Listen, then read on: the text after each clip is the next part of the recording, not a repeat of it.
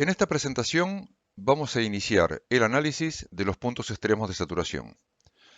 Esta primera charla está destinada al concepto de petróleo residual y a cómo establecer valores representativos. Los objetivos son los siguientes. En primer lugar, vamos a definir de qué hablamos cuando nos referimos al valor de petróleo residual. Después vamos a analizar con detalle la influencia de los mecanismos de desplazamiento sobre el valor de petróleo residual y como resultado del análisis vamos a establecer las estrategias de medición adecuadas para asignar un valor que resulte representativo para el reservorio.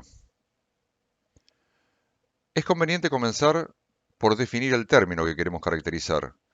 La saturación residual de petróleo es una variable fundamental para la evaluación de proyectos de recuperación de hidrocarburos, pero, como suele ocurrir en nuestra industria, se utiliza el mismo término para hacer referencia a situaciones o escenarios diferentes.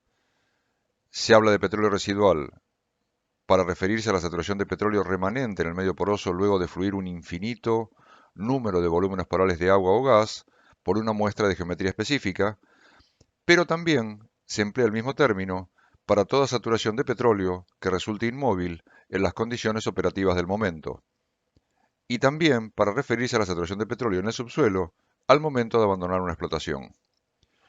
En alguna medida, todas estas posibilidades están incluidas en la definición disponible en la web como parte del glosario petrolero que ofrece Schlumberger. En esta extensa definición se han resaltado algunos párrafos especialmente significativos.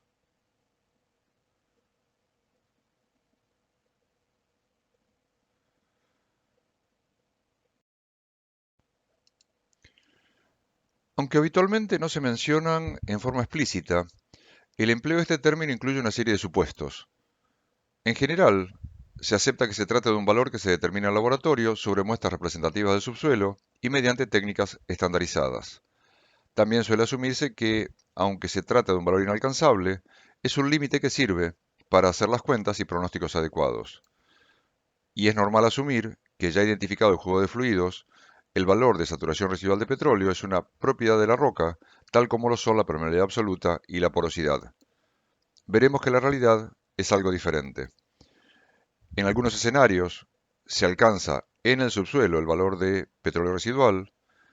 Por otra parte, el valor determinado mediante mediciones de presión relativa no es obligatoriamente un límite de recuperación y además es un valor que no solo depende de la roca y del juego de fluidos, sino que también depende del equilibrio de fuerzas y de la dirección de flujo. Analicemos entonces la forma en que se llega a la condición de petróleo residual. El petróleo se puede extraer de la roca que lo almacena mediante diferentes procesos de desplazamiento. Se pueden emplear barridos invisibles horizontales, pero los barridos también pueden producirse en dirección predominantemente vertical. De igual modo, el desplazamiento puede darse bajo dominio de fuerzas capilares y gravitatorias, en cuyo caso la tendencia a retener el fluido mojante en la red poral se contrapone a la acción gravitatoria que tiende a segregar los fluidos en función de su densidad. Y también puede desplazarse al petróleo mediante procesos de imbibición, situación que se da en reservorios fracturados y en muchos escenarios con elevada heterogeneidad.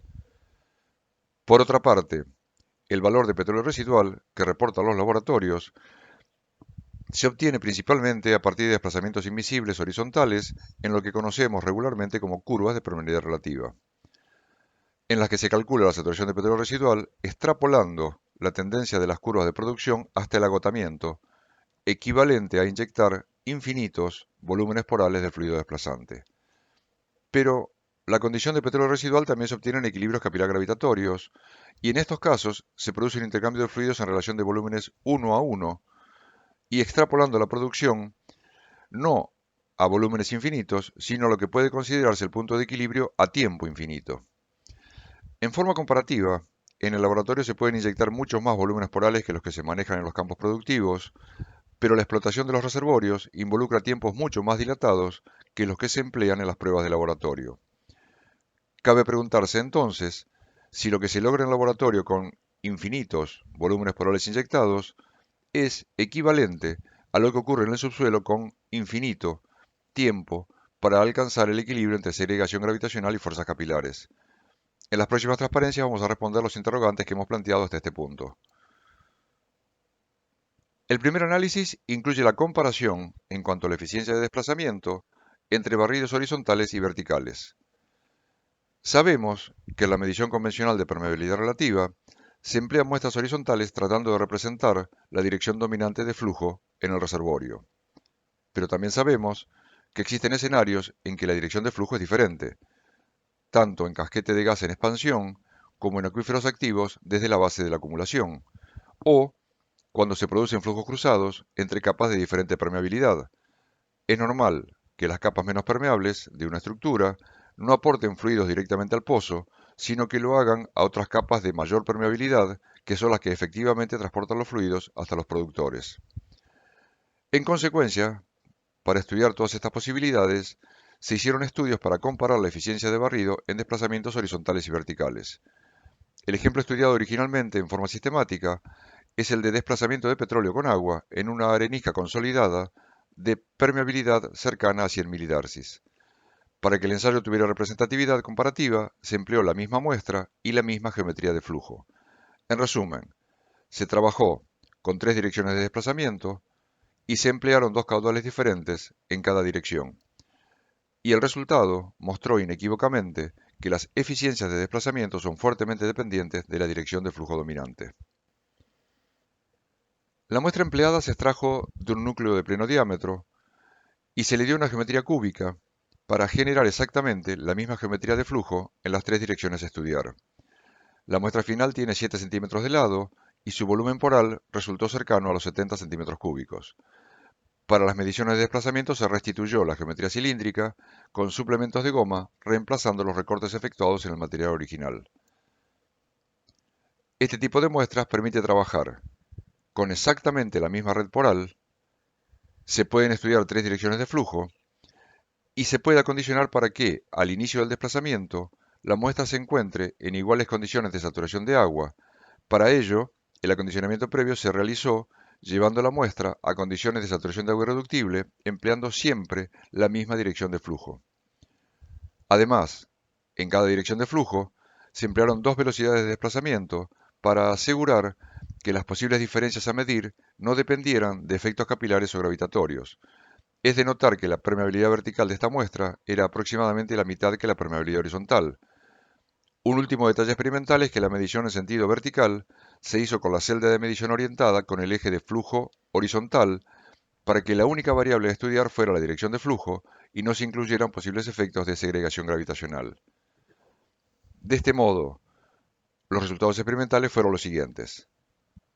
Preparada la muestra y fijada la primera dirección de flujo con un caudal de 4 centímetros cúbicos por minuto, el gráfico muestra la curva de producción en función de los volúmenes de agua inyectados. Terminado este desplazamiento, reacondicionada la muestra a condiciones de agua irreductible y cambiando solo el caudal de inyección de agua, el desplazamiento resultó un poco más eficiente, pero presentó muy poca diferencia con el inicial. Al cambiar la dirección de flujo en 90 grados, pero manteniendo el desplazamiento horizontal, se observó un cambio en la eficiencia de desplazamiento que se manifiesta con una recuperación adicional de 2 o 3% del petróleo original in situ. Nuevamente, al fijar un caudal de desplazamiento menor, se observó, como en el primer caso, una pequeña mejora en la eficiencia de desplazamiento. Finalmente, al realizar el desplazamiento en dirección vertical, el cambio que se generó en la curva de producción fue muy notable, donde los 10 puntos de producción adicional exceden cualquier posible error experimental o efectos de segundo orden asociados a las sucesivas mediciones sobre una misma muestra. Este resultado se confirmó al realizar el barrido vertical con un segundo caudal, en cuyo caso, como los anteriores, se observó una ligera mejora de la productividad, asociada a que los menores caudales generan más tiempo de desplazamiento, pero favorecen los fenómenos de imbibición. En la cita que se muestra se pueden encontrar más detalles experimentales y comentarios adicionales respecto a la interpretación e importancia de los resultados obtenidos. En realidad, ese primer trabajo formó parte de un estudio mucho más detallado acerca del impacto de las diferentes variables sobre la recuperación final de petróleo. Un estudio más completo incluyendo 70 muestras de 6 yacimientos diferentes y empleando diferentes geometrías, tanto muestras cúbicas como muestras gemelas direccionales, permitió comparar la eficiencia de barridos horizontales, barridos verticales y equilibrios capilar gravitatorios. Los resultados globales se resumen en la siguiente tabla. En esta tabla se puede apreciar que, en promedio, los barridos horizontales son los que ofrecen menor eficiencia de desplazamiento, en tanto que los desplazamientos resultantes de equilibrios entre la gravedad y las fuerzas capilares son los que dan una mayor producción final de petróleo en una misma red poral. Estos resultados fueron presentados en un trabajo posterior al mencionado anteriormente. De esta forma, es posible concluir que, primero, la saturación residual de petróleo depende marcadamente de los mecanismos de desplazamiento. Segundo, que la mayor recuperación suele lograrse a través de equilibrios capilar gravitatorios, esto es, en aquellos casos en que, por ejemplo, con casquetes en expansión o con acuíferos basales activos, los fluidos desplazantes presentan un avance básicamente vertical asociado a la segregación gravitacional, y en estos escenarios el petróleo residual es el que queda atrapado en la red poral cuando se hace discontinuo por la existencia de interfaces y los fenómenos capilares asociados. Por último, posiblemente la conclusión más importante a extraer de estas experiencias es que el traslado de la información del laboratorio hasta la escala de reservorio debe hacerse respetando los mecanismos imperantes en el reservorio. En otras palabras, la dirección de desplazamiento y el equilibrio de fuerzas a emplear en el laboratorio debe respetar la física imperante en el subsuelo. Esto es otra forma de decir que las mediciones de laboratorio no son absolutas, sino que deben diseñarse e interpretarse adecuadamente.